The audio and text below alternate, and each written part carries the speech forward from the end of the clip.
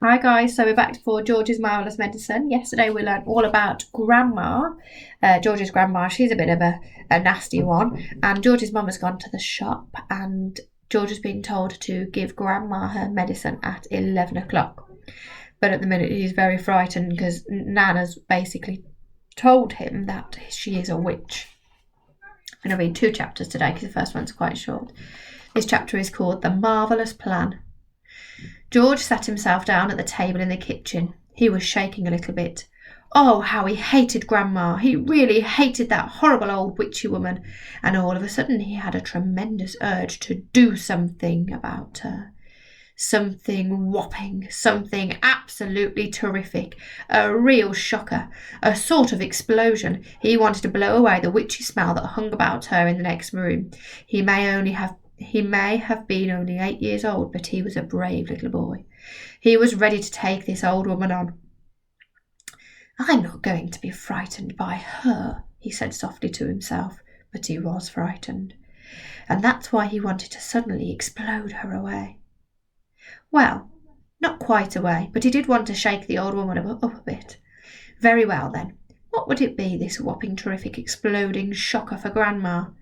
He would have liked to put a firework banger under her chair, but he didn't have one.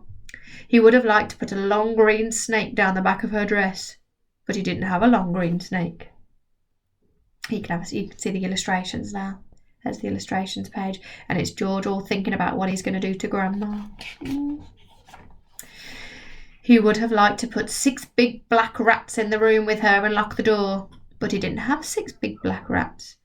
As George sat there pondering this interesting problem, his eye fell upon the bottle of Grandma's brown medicine standing on the sideboard.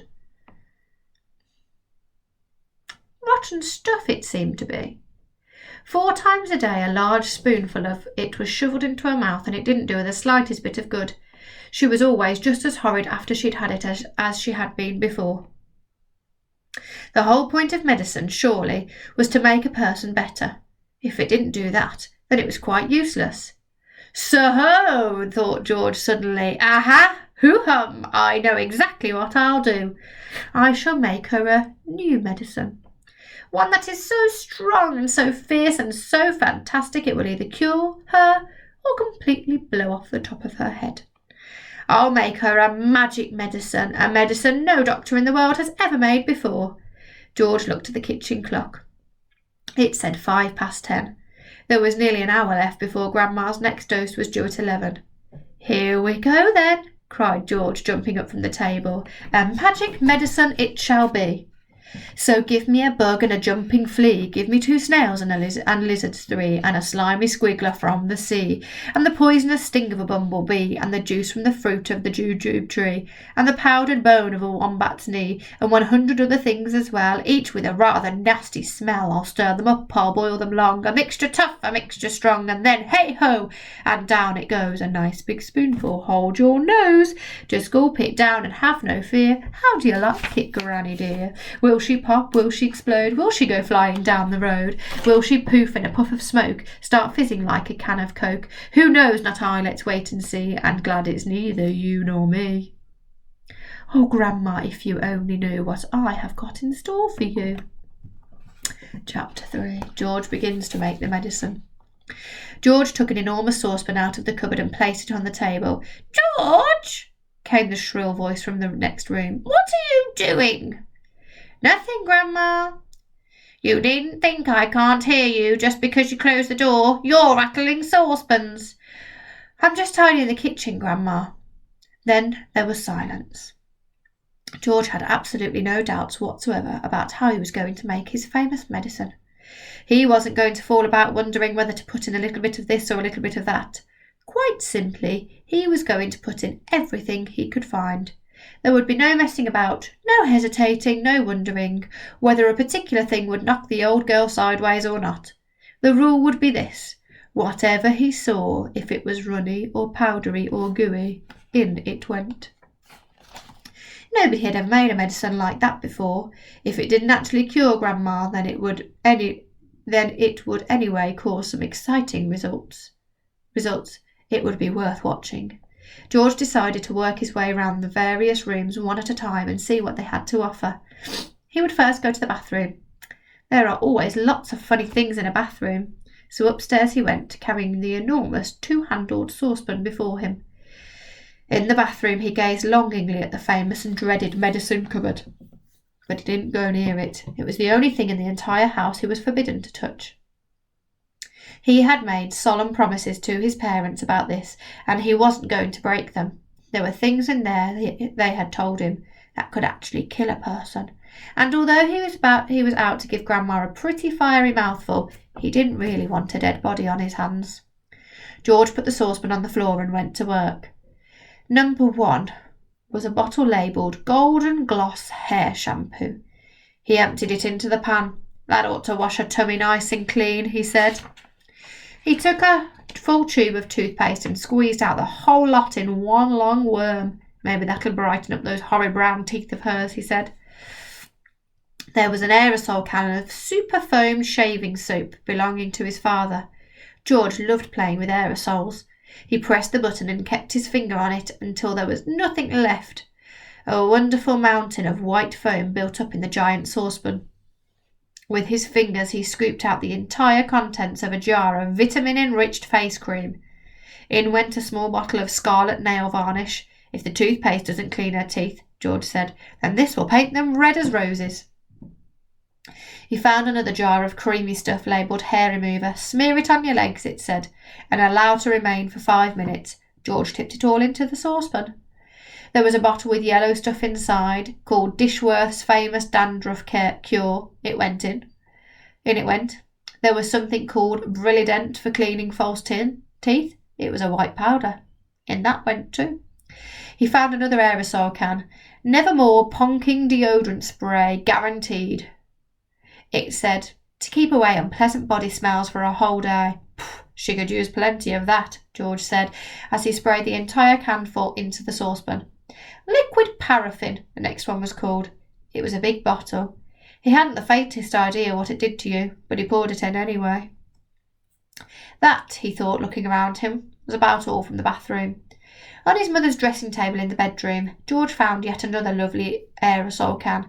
It was called Helga's Hair Set. Hold 12 inches away from the hair and spray lightly. He squirted the whole lot into the saucepan. He did enjoy squirting these aerosols. There was a bottle of perfume called Flowers of Turnips. It smelled of old cheese. In it went. And in too went a large round box of powder. It was called Pink Plaster. There was a powder puff on top, and he threw that in too, as well for good luck. He found a couple of lipsticks. He pulled the greasy red things out of their little cases and added them to the mixture.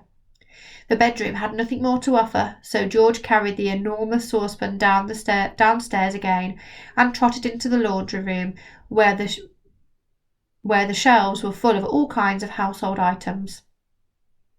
The first one he took down was a large box of super white for automatic washing machines. Dirt, it said, will disappear like magic.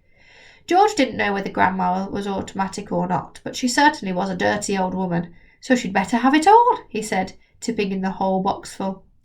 Then there was a big tin of Waxwell floor polish. It removes filth and foul messes from your floor and leaves everything shiny bright, it said. George scooped the orange-coloured waxy stuff out of the tin and plonked it into the pan. There was a round cardboard carton labelled flea powder for dogs. Keep well away from the dog's food, it said, because this powder, if eaten, will make the dog explode. Good, said George, pouring it all into the saucepan. He found a box of canary seed on the shelf. Perhaps it'll make the old bird sing, he said, and in it went. Next, George explored the box with shoe-cleaning materials, brushes and tins and dusters. Well now, he thought. Grandma's medicine is brown, so my medicine must also be brown, or she'll smell a rat. The way to colour it, he decided, would be with brown shoe polish. The large tin he chose was labelled dark tan. Splendid. He scooped it all out with an old spoon and plopped it into the pan. He would stir it up later. On his way back to the kitchen, George saw a bottle of gin standing on the sideboard. Grandma was very fond of gin. She was allowed to have a small nip of it every evening. Now, he would give her a treat. He would pour in the whole bottle. He did. Back in the kitchen, George put the huge saucepan on the table and went over to the cupboard that served as a larder. The shelves were bulging with bottles and jars of every sort. He chose the following and emptied them one by one into the saucepan. A tin of curry powder, a tin of mustard powder, a bottle of extra hot chili sauce, a tin of black peppercorns, a bottle of horseradish sauce. There, he said, out loud, excuse me. A bottle of extra hot chili sauce, a tin of black peppercorns, a bottle of horseradish. There, he said aloud, that should do it. George, came the screechy voice from the room the next room. Who are you talking to in there? What are you up to? Nothing, Grandma, absolutely nothing, he called back. Is it time for my medicine yet? No, Grandma, not for about half an hour. Well, just see you don't forget it. I won't, Grandma, George answered. I promise I won't. Oh dear. Now, before we go any further, I just need to say that this story is a made-up story. And it's really important that you don't mix things that you find in your house, okay? Really, really important. In fact, at the front of the book, it says this message, look. Warning to readers, do not try to make George's Marvellous Medicine yourselves at home. It could be dangerous. So it's just a story to enjoy, okay?